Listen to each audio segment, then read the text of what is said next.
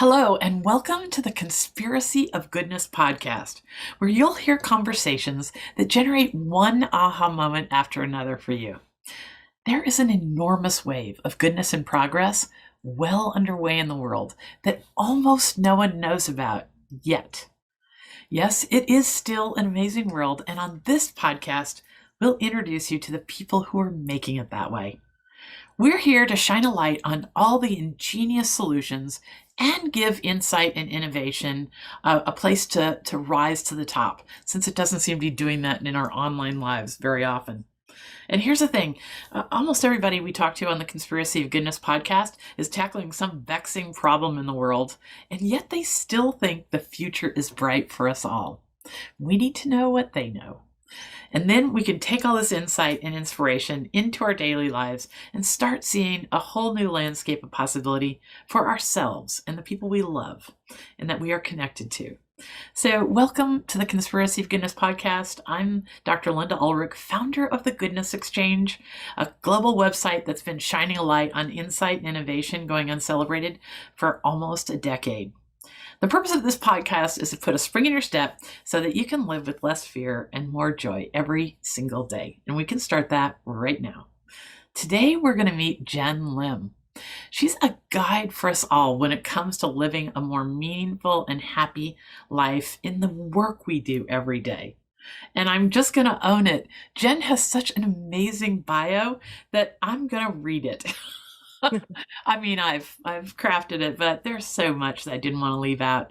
Jenn is the CEO of Delivering Happiness, a company that she and Tony, is it Sai? How do you pronounce Tony's last name? Jenn Shea? Mhm. That she and Tony Shea, the late CEO of Zappos.com, co-founded to create happier company cultures. And of course, in these times of the Great Resignation, this could not be a more important topic than ever. So Delivering Happiness started as a book that's now sold over 1 million copies or nearly so. And Jenn's new book, Beyond Happiness, has some marvelous reviews that I'm going to share with you later because they can lead to some great, great questions. The book was named the top business book of 2021 by Forbes. So this is no small order of business in this conversation that we're going to have today. The bottom line is that Jenn Lim's long, early start at creating positive change in the working world for people makes her a charter member of what we call the Conspiracy of Goodness. And I hope that we'll hear some things here in the next few minutes. In fact, I know we will. That'll start bringing this kind of consciousness and awareness and agency into our own lives about our working lives. So Jenn, and let's not forget to hear about how you start spontaneous dance parties as well. I love that you had that at the end. We can Oh definitely yeah. talk about spontaneous dance parties. Okay, Thank we're you not so going to much for leave. having me, Linda. Thank you.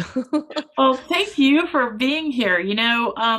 Jenn, your bio is so accomplished and full of all kinds of experiences in life. But I love for people to start with sharing the journey they've been on because it can look all bright and perfect, that Mhm. journey, but I bet you've got an arc of time that has informed this real sensitivity that you have about happiness.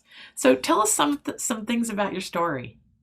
Yeah, yeah, it is kind of weird to hear my bio, sometimes because it's like, oh, is that what I've done? Like that to me, I'm a little detached from it in some ways just because it's been such a big journey in all of this. And I know that all of us, your audience, yourself included, we had a chat before this in terms of just getting to know each other. Like we all have like really boundless stories of our highs and lows. And so even though I'm this happiness person in the world, I had to go through a lot of different lows to get to this understanding of it, especially to this time now, with what we've had to all go through in the last 2 years with what I call 2020 BC before COVID and where we are now, 2020 AC or 2022. Holy crap. Um, but yeah, I think in terms of your question, like having gone through some of the lowest lows in my past has really helped me inform what I do for a living and what my life's work is about, but also my understanding of what happiness is. And back in the day, so I was a dot-com baby. I was spit out from the 90s and laid off. And for me, it was that wasn't the hardest experience at all, because like I graduated, went to UC Berkeley. I'm an immigrant family. My parents were from Hong Kong, and a lot of the times, you're supposed to be a doctor or a lawyer, and I didn't go that route, and I disappointed them in that sense. And so I actually did even more disappointment, because I majored in Asian American studies, and they were like, what does that even mean? Like, you're living it, and just come home more often, we'll tell you what that is all about. And I guess I just felt like I had to live up to those expectations. But after getting into the working world, and the dot-com days were amazing, like money, title, status was really easy. And I got spit out because I got laid off. But in within that 1 year, pretty much got laid off. 9/11 happened, and my dad was diagnosed with stage 3 colon cancer. And yeah, I was in my late 20s, and all of a sudden I realized, wait, all these things that I was chasing, the money, title, status, really didn't mean much at all at Mhm. that point. So that's where I started shifting gears of actually focusing on what means the most.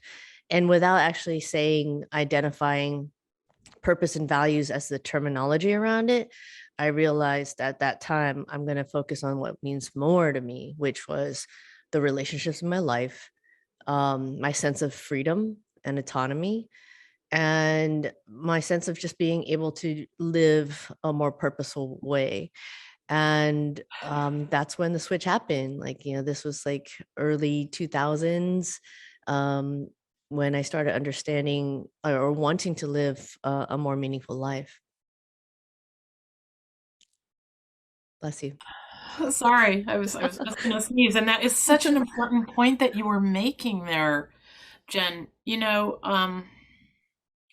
Does it have to be that we have to have these disasters to wake us up? That's such a good question, because the short answer should be no. Uh, and there are some people that I've seen and that I've worked with that don't have to go through these major, times of loss or grief, or tragedy, to get to the other side. But unfortunately, for a lot of us, it does. And I think it's like, well, case in point with what happened in the last 2 years, everyone has gone through some form of loss. And it doesn't have to be a person, right? Even though it was a life and death situation sometimes with COVID, but it is a loss of a sense of hope, a loss of autonomy or choice, and a loss of expectations of what we can, hope for in the world. So I think in some ways, people can do these kind of changes without that understanding, but sometimes it really helps to reflect and be still with those kind of reflections, and then therefore make major changes behaviorally and actions every day. I love your use of the word right there. Sometimes it really helps. Mm, So that's such a positive word in in talking about a negative place. It's such a nice bridging concept there. mm. Yeah, I think there's something about, I mean, words are so important. You're in this industry for a reason. Like, you are articulate, like you listen, and I think that more than ever, it's so important for us not to only express where we're at, but also actively listen. And so I learned new vocabulary along the way. It's like I learned to be more curious versus expect something out of, things that we do, and outcomes that we want. But just being more curious about these kind of things takes off a bit of the pressure and anxiety that comes with, quote unquote success, and brings us to a better place of just being human. Hmm. That is so true. So, in this place of being human, together right now in these strange times. You know, you on the homepage of your website at Delivering Happiness, you mentioned something that I would find it hard to think almost that most of us could identify with this. The top, the most prominent words are people are quitting in record numbers. Why? Because values, purpose, and culture. Hmm. So you mentioned two of those things that you really doubled down on after the lows in your life, and of course, Mhm. culture is what the Great Resignation is all about. Is that lots of us are saying we're looking around ourselves in our work environments and saying, I could do better. Yeah, So totally. take us on a little journey through these three words because they can be kind of Mm. overused, and then we kind of tune out their important words. Yeah. I mean, that is such a great question because I do 100%. I mean, I'm so aligned with you that they're overused.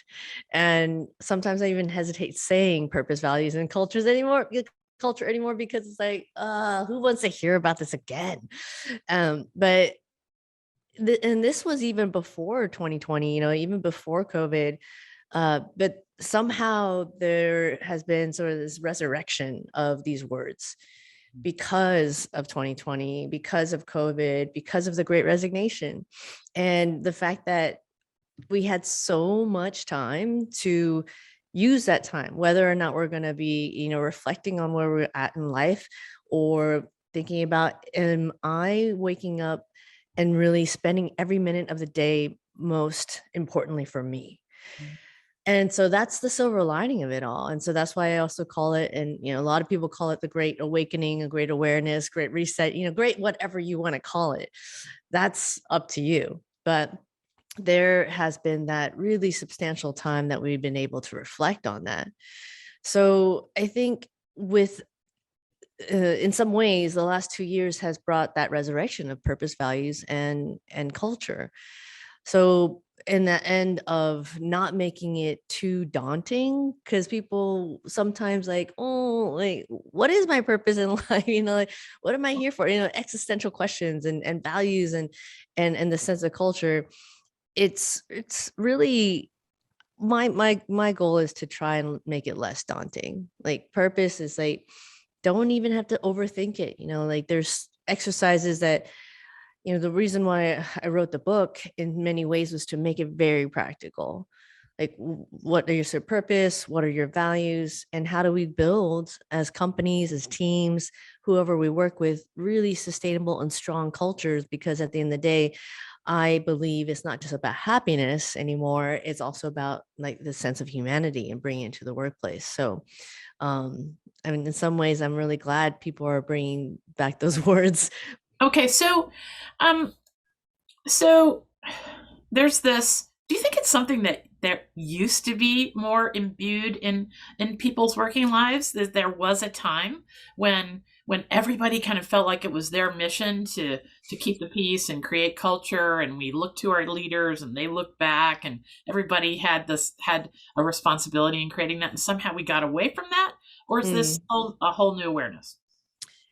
Yeah, I've been thinking about that quite a bit because even before the last few years happened, I just felt like there was a big shift in where we are as workplaces. So I think once upon a time, when we were more in the village structure, when we were more like farmers and that age of our existence, um, we had a more of a community type of interaction. Then the industrial age happened. So, with coal and steel and inventions of the car, and things got really shifted.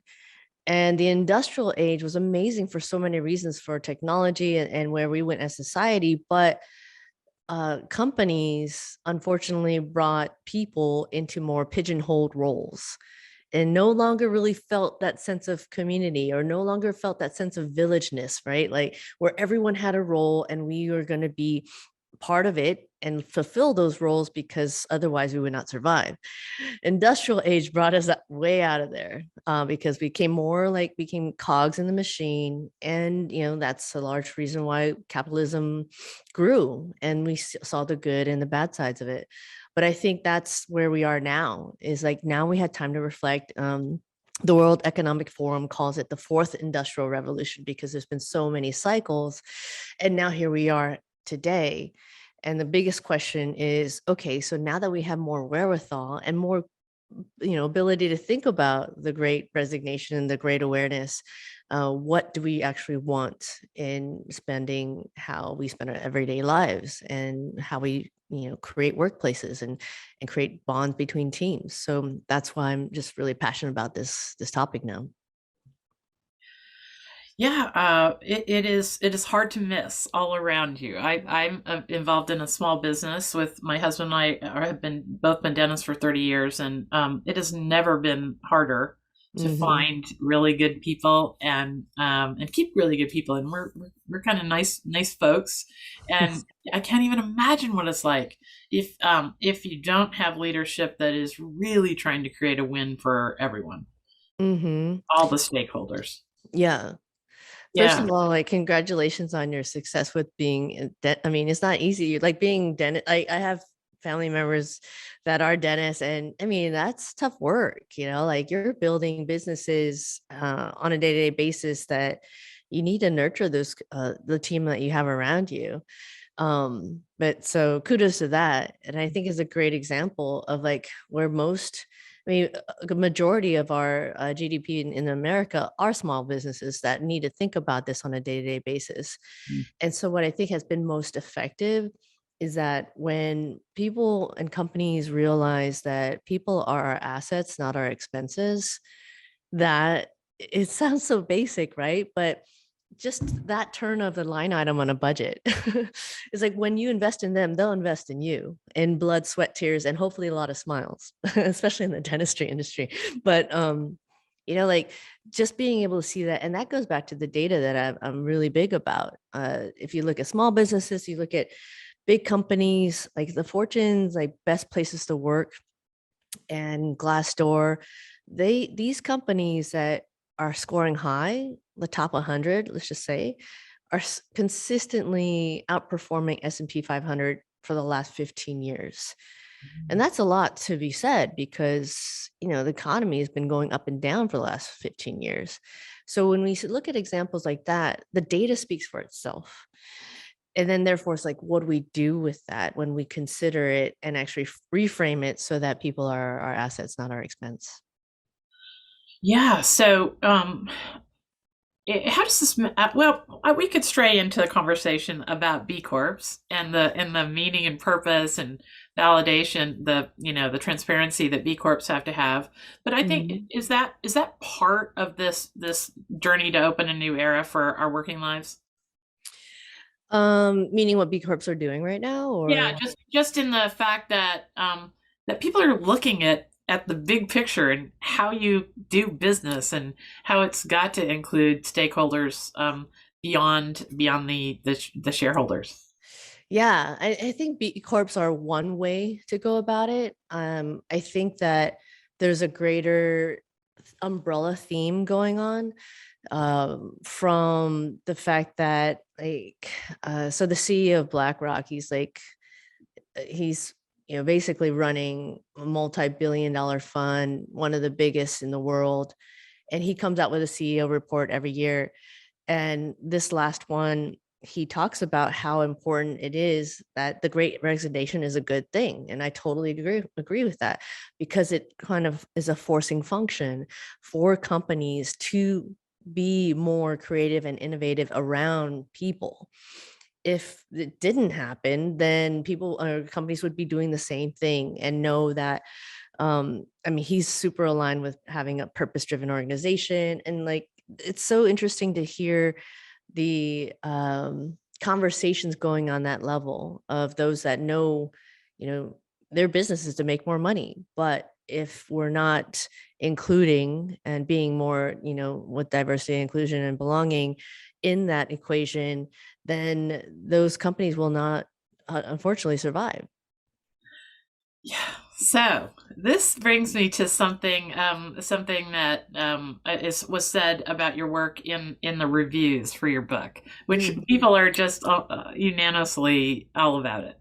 Um, I had a deep dive in those reviews, and this one particular review is very representative of the kinds of things folks are saying about these insights. One woman says, Jenn hit a home run in with Beyond Happiness. This book is a moral compass to help us find sustainable happiness.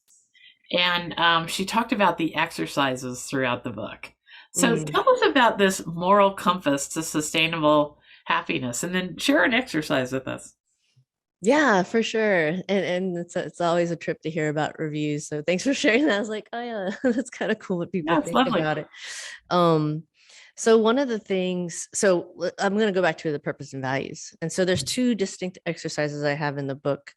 And I'll touch upon values because I think that's where moral compass comes in. So one of the exercises is called the happiness heartbeats. And it's basically, if you can imagine, like you're the star of your show, you're the protagonist of your movie, you're the hero in your journey. And if you go through your life, and I actually encourage it not just to be your work life, but to be your work and general life. And going back and thinking about what were your top highs and what were your lowest lows. And thinking that through. So I'll give you an example. Like for me, my highs was like climbing Mount Kilimanjaro, uh, starting a company, hitting like Inc. 5000. Those were highs. And then my lows were losing my dad 18 years ago and, going through hard times with the company. And then ultimately my latest lows, losing Tony Hsieh, my co-founder, and one of my best buds. So what's interesting about that exercise is that when you actually kind of map that out and actually pull those highs and lows, understanding that the happiness not just comes from our highest highs, but it's also understanding why our lows were so low. And then you pull those themes out of like what people were there or not there, what values was I living or not living. And that's where that moral compass comes in. And by doing that exercise, I kind of like echoed this at the very beginning, is like that's when I realized my sense of independence, my sense of freedom, my sense of relationships. Then I was therefore guided by those values for the rest. Like I'm still living it that way.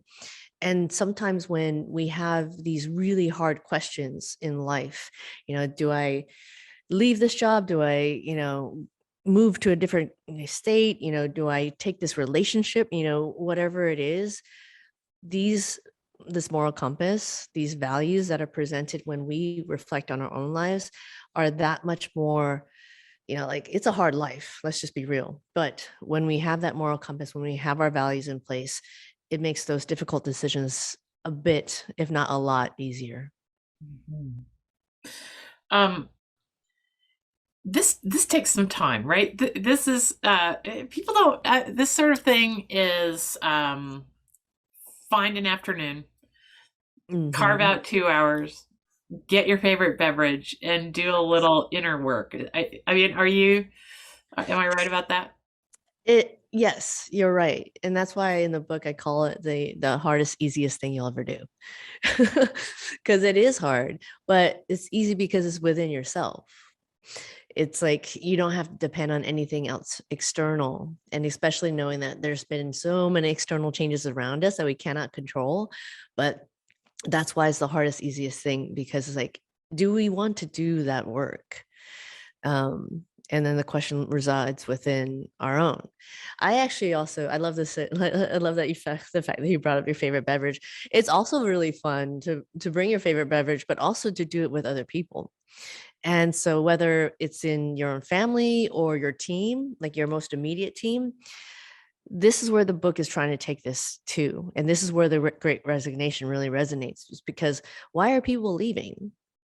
Well, number one, yeah, they realize they don't want to be doing this job anymore, or I'm not getting paid enough, or I need more of that flexibility that I felt during COVID. And then the other reason that it comes back to is I don't have enough purpose in my life. I don't have enough purpose with my job or the people around me. But when you do these exercises, the values and purpose with others, you'd be amazed how connected people can get. So it's beyond the questions of, what are you binging on Netflix? Important things like what's your happy hour drink tonight? That are important, so important questions, but that's like fleeting pleasures. But when we get deep and real, that's when you have like going back to the village, analogy, and you get real relationships and people want to do things for each other, not just because they want a paycheck. All right, this is a great place for us to dive in deep because, our workplaces are not just about the failure of leadership above us or the excellence. I mean, we can create a lot of our own reality just in our work groups if we have people with good intention and good ideas, right? Yeah. Sometimes I feel, and I'll pose this before we take a break. Sometimes I feel like it's easy for no matter where you are, if you're a leader or if you're in a team, it's easy to think, well, that leader is just not doing what he needs to be doing, and so it's hopeless here. Or the leader is looking at the team and saying, well, they're not creating their own reality. I can't pull this along all by myself. And it's that friction. Talk to It us is. about that. Yeah, I mean, this is why I geek out on this stuff, because it's like this, in some ways it's organizational design, in other ways it's being human with one another. And I kind of look at it as a social contract. Social contracts are happening all around us all the time, but it's happening also in our workplace. So I work with so many companies that they're like, oh, well, our CEO will never get this. So, they feel defeated. But it's kind of like, well, how do you cut and carve what your own success will look like? It's your immediate team. And if you show results within that and you're happier, there's no good CEO out there that will say, it's like, stop being happy and stop being so productive and making more money. Like this, it just, then clearly you're at the wrong company. But when you do have a CEO that does understand it, or a manager or whatever it is, then that social contract is even deeper. But I guess what I'm trying to get at is like, it doesn't matter if that, XYZ person at any level doesn't get it. We can all carve out what we would like to look at for success within our lives, and therefore the people that we touch. And I think that's, I don't know. This is an amazing time to be able to do that because people are listening. That is so true. That is so true. Okay, let's take a break, and I'll share some things right on that path with you during our break that are available to us to hear all kinds of new stories about what's possible. Awesome. Dr. Linda here. If you are hoping that the world is a lot better than what we see on the news and social media, and if you've been overwhelmed by the misery and negativity coming from the screens in your life, I've got a wonderful connection for you. What I've learned after almost a decade of curating the internet for insight and innovation is that there is an enormous wave of goodness and progress well underway in the world that almost no one knows about yet. And that's what led me to create this podcast. And then I co-founded the Goodness Exchange. The Goodness Exchange is an amazing place on the internet now where you can enjoy unlimited access to hundreds of articles that give you a more complete, positive perspective about the state of the world. You can listen to exclusive bonus content from this podcast with our guests who are knee-deep in solving some of the world's most vexing problems, and yet they still think the future is bright. We need to know what they know. And at the Goodness Exchange, you can explore a feed of exclusively good news and recommended other kinds of content created by the Goodness Exchange community. No one with good ideas and good intentions need feel alone again. You are right to hold out hope for humanity. Millions of people are out there creating a better world, and we have created a gathering place for all that wonder. Who knows what's possible now that there's a place on the internet created to bring out our best impulses and our collective genius. To explore the home for goodness on the internet, visit goodness-exchange.com/membership. Thanks. Okay, we're back. So, our guest today is Jenn Lim. She's a guide for us all when it comes to living more meaningful and happy lives in the work we do every day. She's got a best-selling book, Delivering Beyond Happiness, and a previous book, Delivering Happiness, that sold 1 million copies. So we are in the presence of someone who's really going to be a great resource to us for practical things. Let's dive down that alley. Practical things we can start tomorrow. We were talking about our work teams and the agency that we can take up on our own work teams.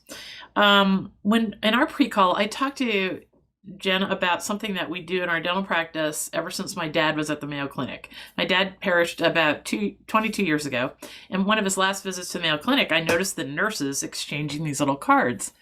And I asked one of them what was up, and they said, well, and this was a long time ago. I'm sure the Mayo Clinic does a great job on this sort of thing now, but she said, well, we never get any compliments. And we decided we never would. So why wouldn't we just create these cards? We have them made up. They say applause across the front, and we give them to each other when we see people going the extra mile or doing wonderful things that they may never get acknowledgement for.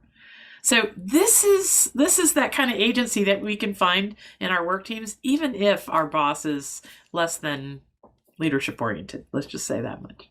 Totally. I love when you shared that story too, because that's what we actively do with our clients, like in our workshops or, in our, like, we call ourselves coach consultants because we're not consulting because we can't tell people what to do. We're active coaches.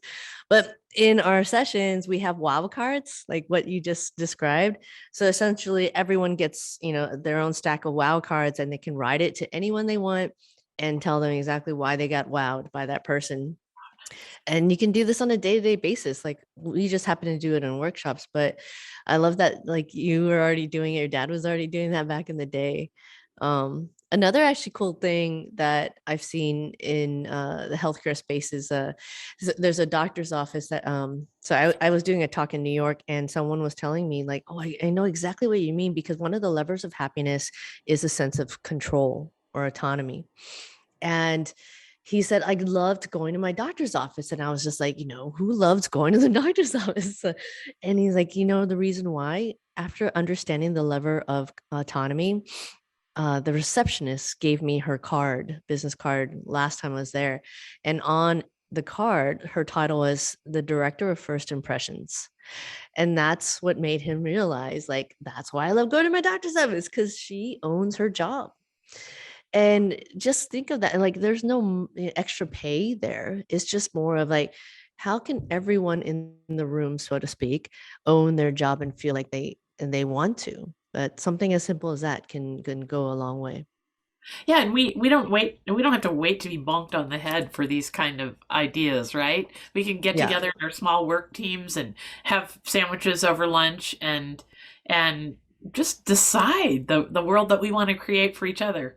totally. That's exactly it. I think it's just having the ability, or having the sort of inspiration, and also just like, even if no one's thinking about it, you'd be so shocked. I mean, especially right now, people are looking for what is it that I can do to get back to reconnection, to myself and to the people around me. So that's why I think it's an exciting time, even though it's like a little crazy with the stuff going on around us. Yeah, so you're encouraging people to do the kind of exercises or take the time to Mhm. do relationship building things, right? Not just nose to the grindstone, hard work every day, hard Yeah. at it.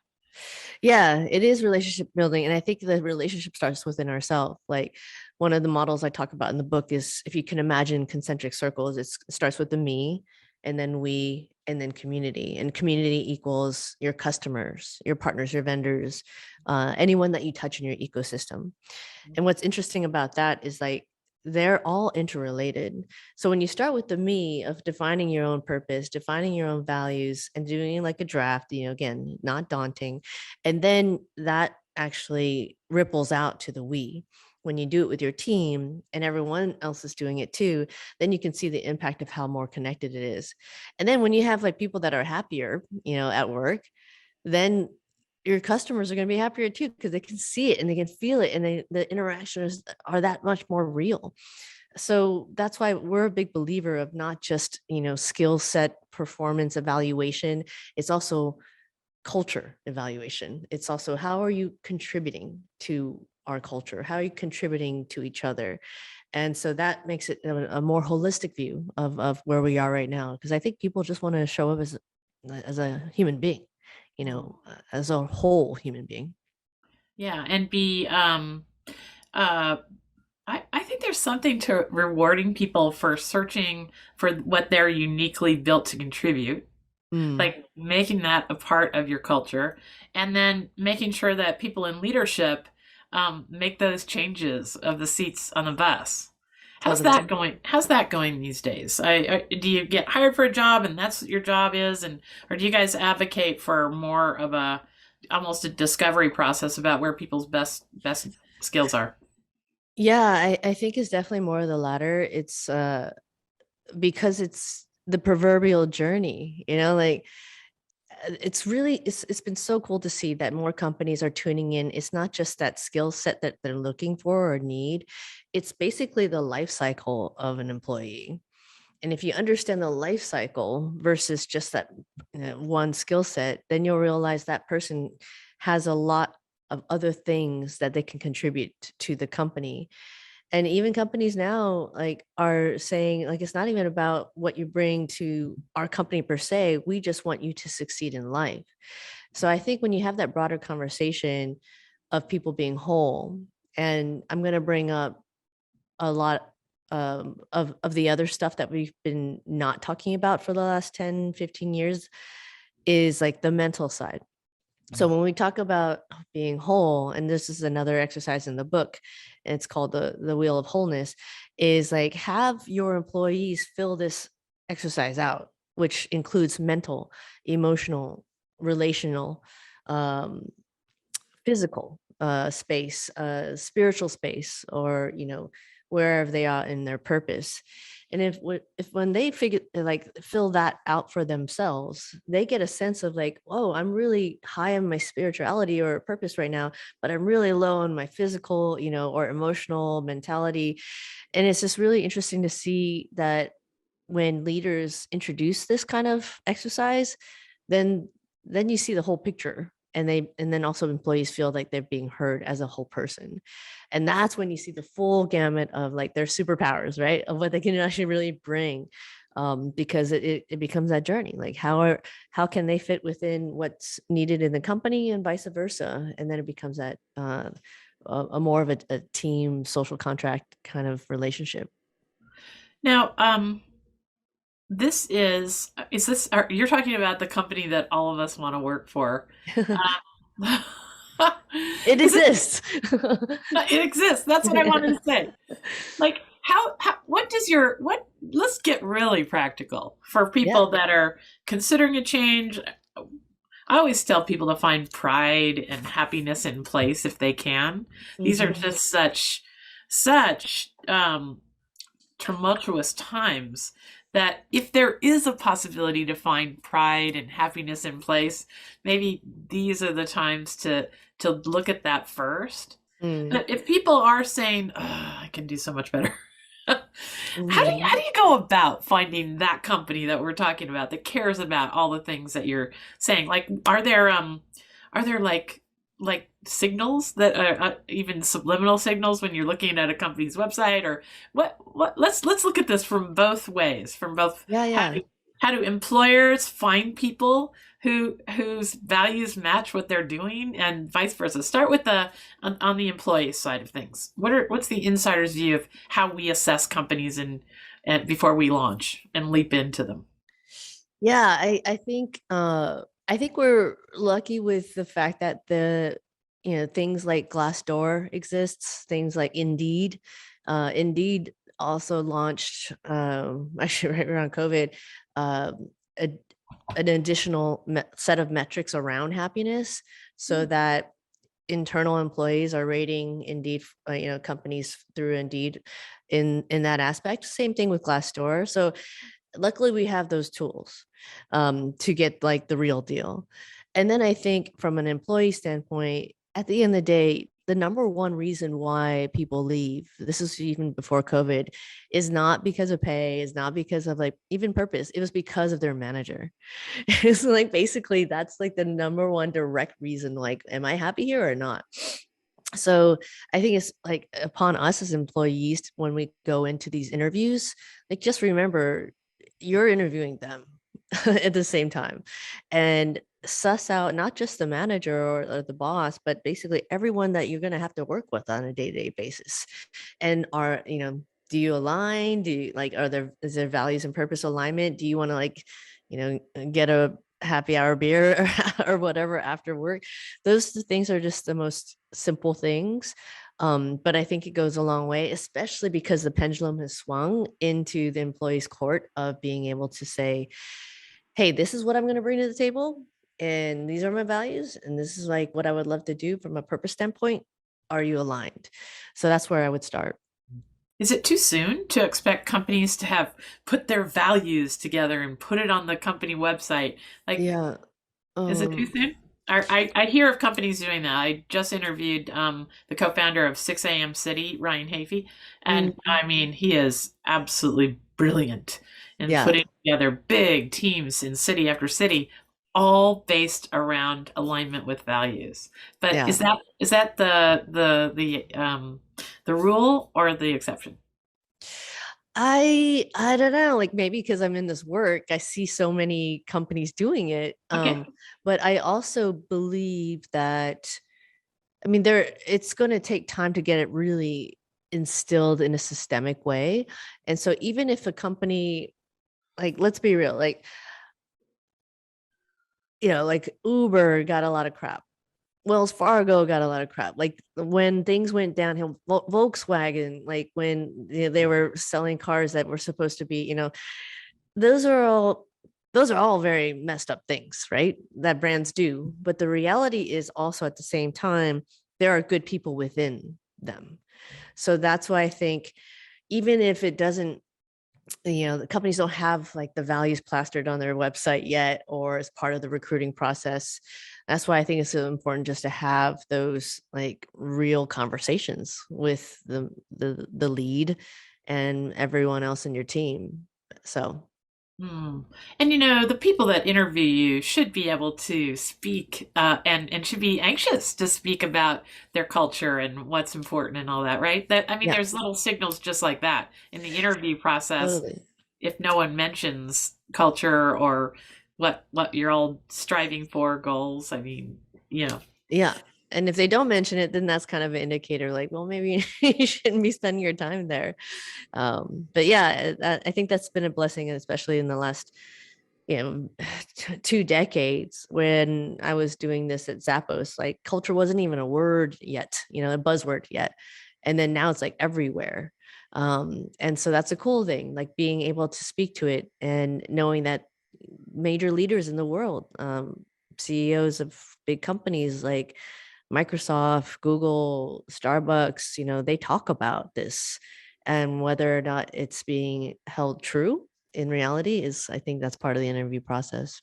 hmm Now, then let's turn the tables. I mean, 50% of the world are small business owners. Mhm. So then you've got a whole different problem. You don't have this hierarchy of thousands of people that you're trying to, uh, shepherd along all in the same direction. But what if your team is 12, 15, 25? Mhm. Um, so, are there differences in strategy? Because a lot of people that'll listen to this podcast are small business owners who are, really trying to find peace of mind in their work during Yeah. these super hard times. What should they be looking for in an employee? Because nobody wants to start with somebody who's not going to be a good fit. Yeah. If you're an ordinary person, and the smaller the company, the harder it is to disconnect if you've made the wrong Yeah. choice. Yeah. Talk to me And about it's more how what. expensive. Yes, yes. I mean, Zappos was famous for a policy where they Didn't they have a policy where they offered people money after a couple of weeks to?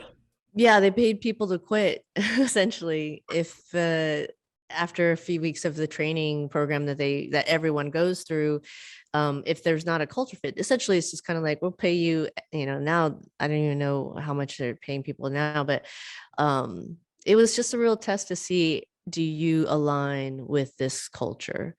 And I think from the employer standpoint, if you are a small business, like, congratulations. I know it's hard, but it's that much easier to actually control the circumstances of your recruiting process and actually being able to dive deeper into those conversations where it's not just about the skills fit or the role or the responsibilities, but it's also, is there a culture fit?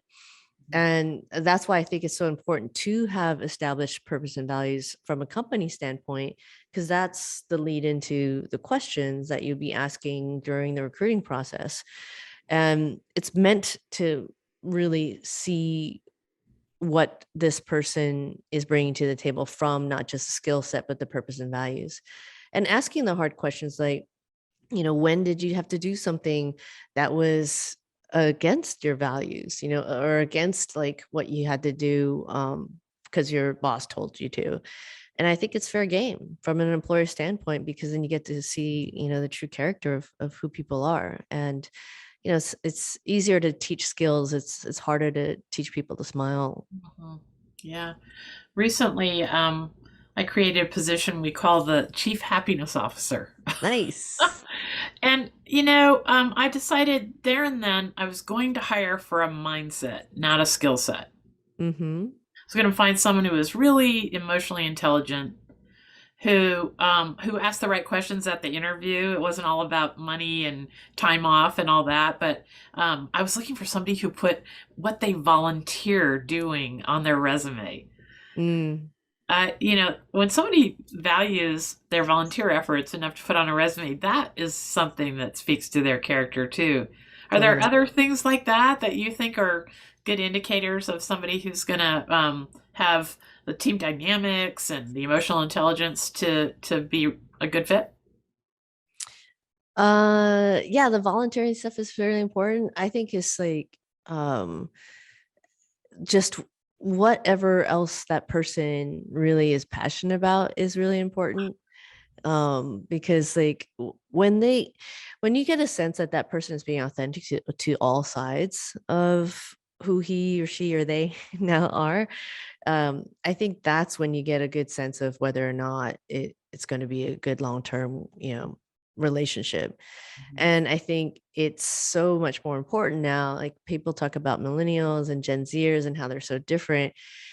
And the case is like, yeah, they are different, but you know what? They just are really trying to be who they are as human beings. And so I like to think about it in a way that this this generation that we live in right now, this time, people are really wanting to be just really who they are. And by welcoming that kind of conversation in the interviews, then you can get a sense of whether or not they're truly being authentic to who they want to be, and what they want to contribute. Yeah, I don't think I have ever thought to ask somebody, so what brings you alive outside of this Mhm. profession? What's your passion? I would Yeah, never think to ask that. But that's really where the sweet spot is, because it signals that I care about them Mhm. outside the office, Yeah, and we might have something in common, and for them it gets to add more three dimensions to their, to my view of what they totally. might bring, right?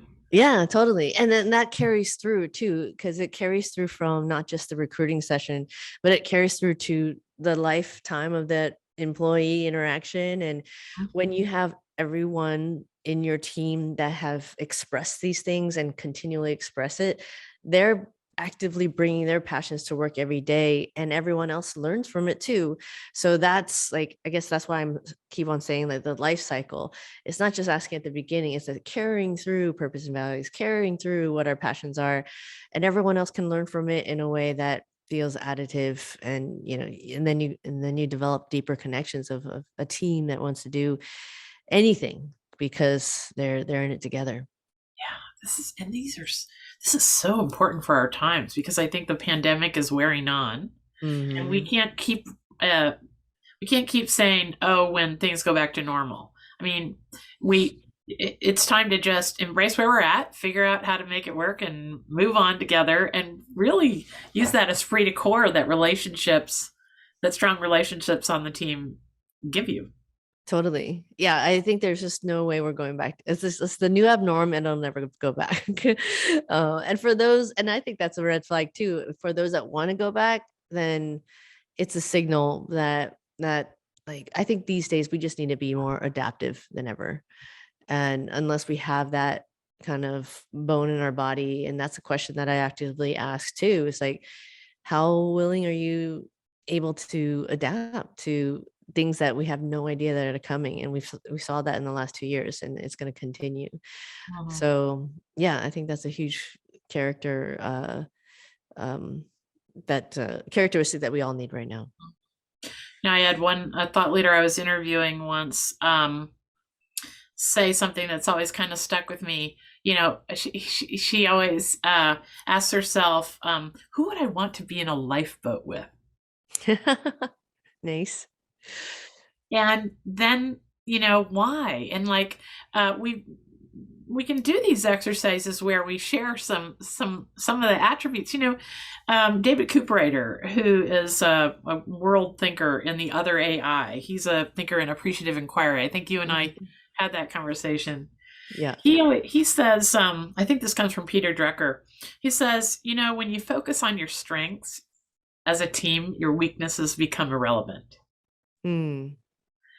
And I can't help but think that in people, leaders, teams that are really focusing on creating a happy work environment, that that there's a shift in what we focus on. Talk to us about that, and maybe do you have a few exercises that would help us change the focus, because it's so easy to slide back into what we don't have in others. Hmm. That's interesting because, like, I'm definitely a fan of appreciative inquiry, and my build on that. I don't necessarily agree with that um statement about this just focusing on strengths and not, then weaknesses don't matter as much, because I actually believe that we are in a place where companies and teams perform better when you have psychological safety. So in that sense, where yes, strengths are recognized and rewarded, but weaknesses are also acknowledged. And so there's actually a really fascinating study that Google did, called the Aristotle Project.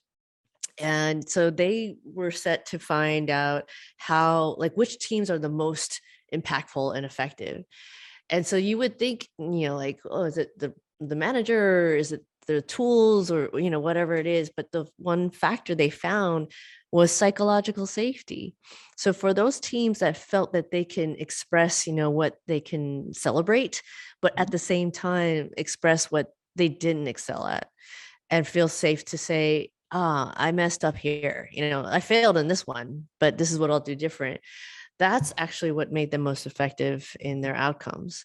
So I guess I'm a big believer, and this goes back to mental health, and being able to bring that into the workplace. I mean, Simone Biles, like, she did the world a favor by saying no, and her workplace happened to be on an international Olympic stage, but we all have that, within us, to say yes or no for these reasons. And then, she got judged for it, like, but she stood by it. She said, this is, I'd rather take care of my body, my mind, and therefore that's what it is. So that's what I think it's so important, to bring that psychological safety in our workplaces. And part of the exercises that are in the book, like whether it's the Wheel of Wholeness or Happiness Heartbeats, it's being able to create that safe space to be able to express those things. Mhm. Yeah, I just own one here, and this is maybe a generational thing. Maybe it's my personality style versus my daughter, Liesel, and I Mhm. are co-founders of the Goodness Exchange. Oh, nice. And so I'm all 100,000 foot look, and she's all down at the ground level, and we that can be quite a lot of friction. Mm-hmm. But for us, largely, now we have our friction days, that's for sure. But largely, we can pause and recognize where that interface is, and then we've got great team members that get us through those moments when neither of us have what the team needs right now. But I bring this up in that I think one of the big themes that I'm getting from our conversation today is that it is personal. We have to get personal to have happiness in our work environments. And this reminds me of something that Liesl has us do every Monday morning. We have this group meeting, and she had us start doing this high, low, ha. It's a Zoom meeting, of course. So we go around the 7 team members for the Goodness Exchange, and everyone has to tell a high, a low, and a ha from the weekend. I love it. And I always thought that was just, gosh, it takes a half an hour. What a waste of time. I was I was doing that in the first few weeks of this. Yeah. And because I'm all business. I'm a director of personality sort, and I'm getting things done, and that's is all about. But talk about emotional and lack of emotional intelligence. Of course, I realized right away how precious that time is. And the more we've done it now, more than a year, surely, the more I know about folks and what they're going through in life and what they're celebrating. And it helps me be just more emotionally intelligent and create safe workspaces for people if I know more about them. Yeah, it does. I mean, it really hits it on the head, like why I talk about happiness and then humanity. I mean, that's what it is, like what you're just sharing. And even for those people, because I know there's others that might be listening that just like are in your boat too. They're like, well, we have a very full agenda. We got to get to business. And there are ways, and sometimes maybe you can take it half hour, but maybe some days you can't. And that's where I love the simplest tools of, whether it's Google Doc or, Zoom chat, like everyone just does it at one time. And then it takes like 5 minutes or 10 minutes, not 30 minutes, because everyone's just like, boom, this is my high, low, highs it. And that's like, and then you get to see everyone gets to see everyone else's responses. And like, as a moderator or whoever's leading the team meeting, just say, pick out one or two and say, and like have that discussion instead of everyone going around the room. But I love that. Like, kudos to your daughter and and making sure you went this route with your meetings. I've decided that I get to be right about 20% of the time now. She is right about 8%. And it's a generational thing. What I always say is it's as if the earth is turning slowly towards me, and there my young team is all lined up on the horizon, and they can see over. So that's an advantage. They can see what's coming.